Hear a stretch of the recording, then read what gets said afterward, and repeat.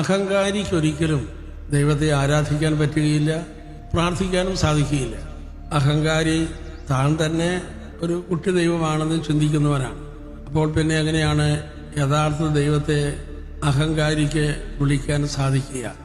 അഹങ്കാരം മറ്റു തിന്മകൾ പോലെ വെറും ഒരു തിന്മയല്ല. അത് ദൈവത്തിന് നേരെ എതിരെ വരുന്ന ഒരു തിന്മയാണ്.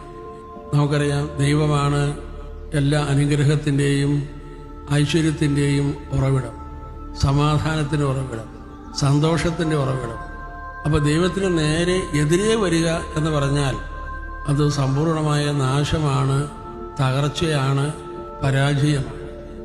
ജെറമ്യാ പ്രവാചക പുസ്തകം 13-ാം അധ്യായത്തിൽ നമ്മളൊരു കാര്യം വായിക്കുന്നുണ്ട്. ദൈവം അഹങ്കാരിയെ ഓർത്ത് കരയുന്നു എന്ന്. എന്തിനായിരിക്കും ദൈവം അഹങ്കാരിയെ ഓർത്ത് കരയുന്നത്? അഹങ്കാരിക്ക് സംഭവിക്കാൻ പോകുന്ന ആ വലിയ തകർച്ചയെ മുന്നിൽ കണ്ടുകൊണ്ടായിരിക്കും ദൈവം കരയുന്നത്.